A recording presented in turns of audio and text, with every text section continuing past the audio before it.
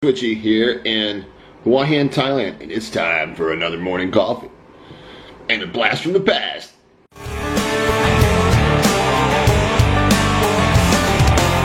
I ain't gonna shut my mouth. Don't mind if I stand out in a crowd. Just wanna live out loud.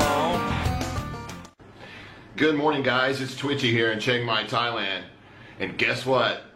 Oh, the bloggers are crying today. The vloggers are crying today.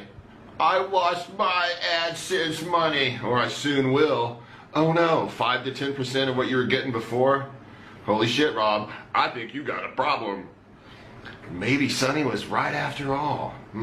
Better to go private. The rest of us, oh wait a minute. Twitchy has never ever made a dime off of YouTube. Why? Because I don't need it. 2, never wanted to do it that way. 3, it's illegal to work in Thailand without a work permit. Sometimes I watch other vloggers on YouTube, yeah. Oh, this one's from April. This one's from April. Check this guy out. He's really smart and he's really good looking too. So sad, okay. Quit, Rike.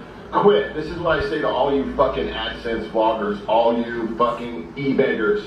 Okay? Rike says this. And wow, this guy's smart. How did he know this was going to happen? From the heart. I pay $50 a month for good internet here in the Philippines. Therefore, I deserve to get paid. And my channel should be making me more money. It takes 2 hours to shoot 15 minutes of video. I call bullshit on that, by the way. But I spend a lot of time editing it. Rike's retired. Like most of these guys over here, they don't have anything else to do, okay? But let's see how many of these vloggers, how many of these fucking e-beggars continue their channels and continue their content production without making some money. I agree with Rike. Wow, this guy really is smart, isn't he? This was March. That, if I remember right, was when the YouTube debacle took place. So yeah, guys, blast from the past video. That was like January, February, March. It's like April 4th of this year, 2017, back when I was on YouTube. And the debacle had just taken place, and the big advertisers were pulling out in droves. And everybody was either scared that they were going to lose revenue, or they already were, because the ads got canceled, and it literally affected people within a week of the news breaking about the nasty videos that were being monetized and advertised on by some of these big name companies.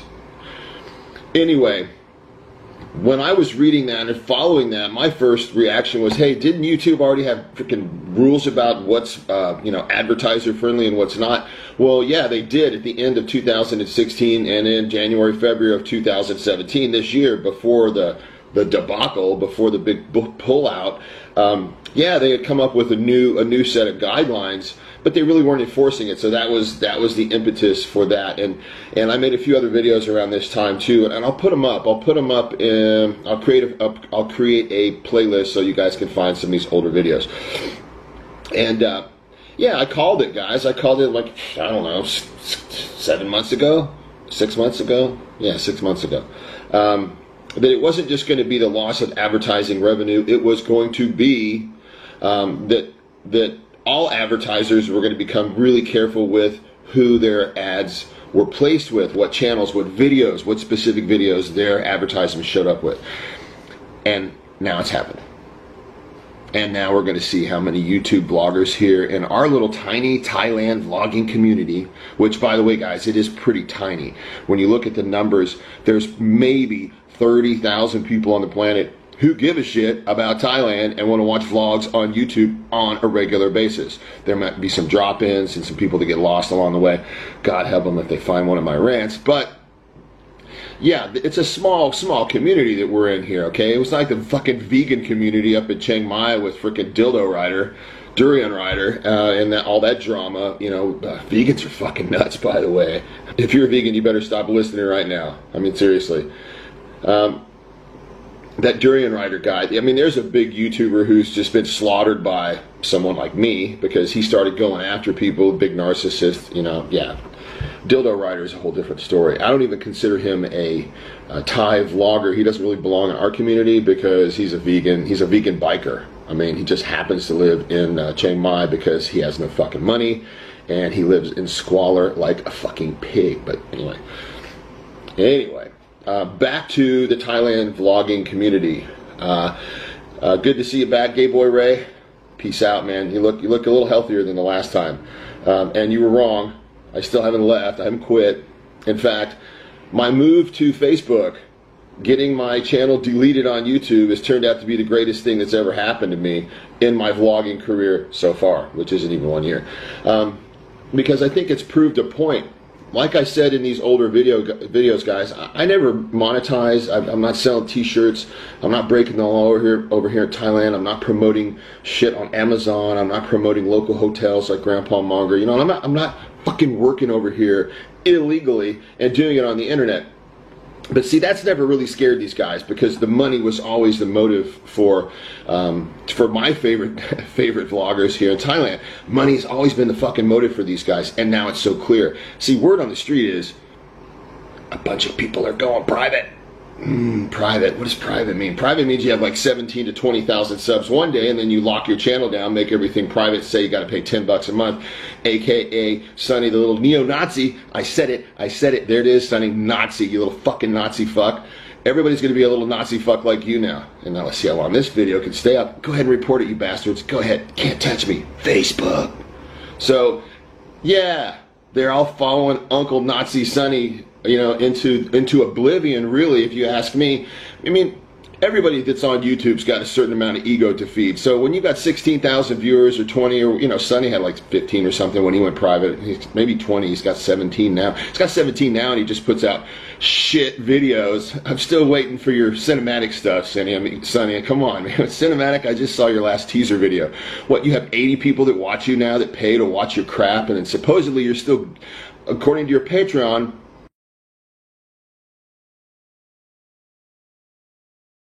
money for your where's she from, Myanmar or Burma, your Burmese girl and the little kid. So if it's a $5 donation, it all goes to her. So, you know, Sonny hasn't even cracked $1,000 a month, including the money he's e-bagging for his housekeeper or whatever the hell she is. So again, Sonny, you still a little Nazi fuck. All I have to do is look at your Patreon, you piece of shit, and tell you're still fucking scamming. And of course, you're transparent to the 80 or so many people that are paying you a little bit of money. It's not even 80 people. I mean, I don't know. Anyway, yeah, guys. Rob.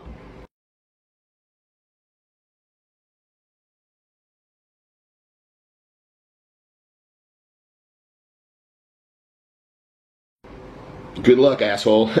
Grandpa Monger.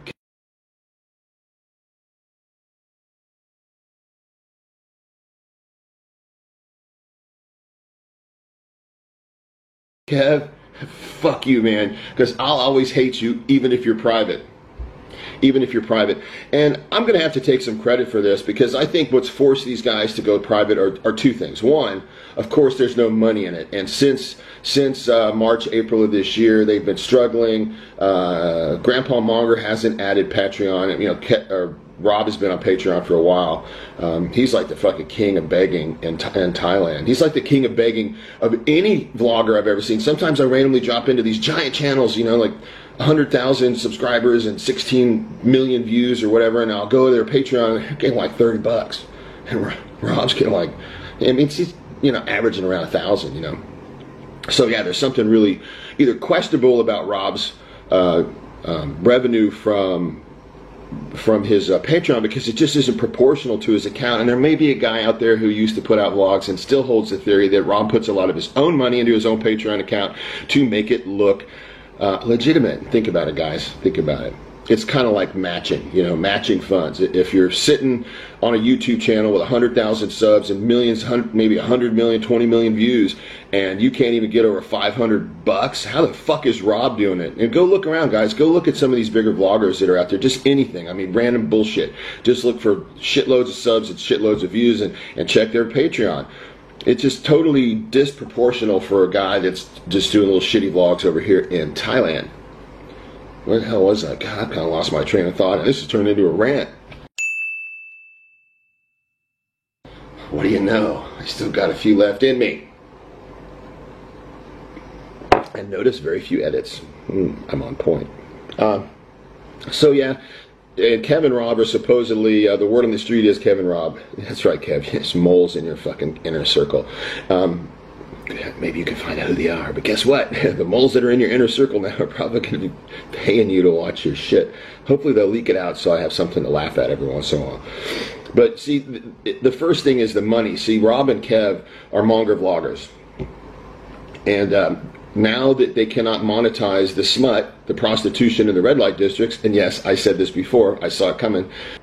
Now that they cannot monetize that type of salacious video, they had two choices when it came to their channel on YouTube. If they wanted to maintain their course, they could either try to reinvent themselves as a family-friendly type vlogger, or put out actual content, or they had to go back, because both Rob and Kev have started, the last couple of months, they've gotten rid of their mostly salacious content and got away from the hookers and the beer bars. Both of them have, and you can see that their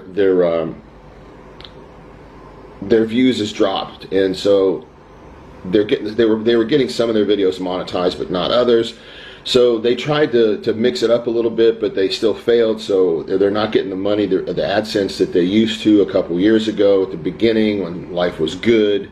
Which, by the way, when Rob and Kev started 2 years ago, that wasn't even the really good years. It was like 4 years ago, back when like Rike started vlogging in the Philippines. But anyway, so yeah, the money dried up, and they tried to change their format a little bit, but there's still not enough in it. So they both got, over 15, getting close to 20,000 subs for both of these vloggers over here, Kev and Rob, and they're still not making enough money to make it worth their precious time to do it. So they're going to follow Sonny's formula and go private and go from 15, 16,000 subs down to, I don't know, around 100, and try to sponge money off of the fucking idiots that are going to pay $10 a month to watch these fucking bozos put out content that fucking is repetitive and sucks, but they like to watch the hookers. So it's kind of like a porno thing. These guys are kind of going to evolve into soft porn channels.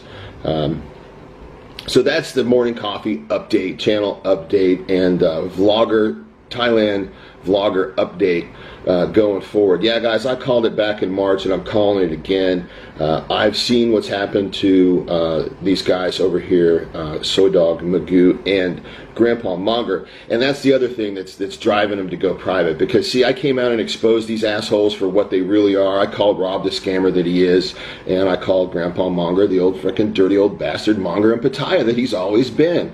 And I labeled these guys, and I exposed them, and they know now that even though I don't have the views I was getting 3,000 to 5,000 views on my videos before I got shut down. The channel is growing over here on Facebook. It's only been a week, got about 9,000 hits in a week, 9,000 views, more than that in terms of other content hits. And they know I'm not going away.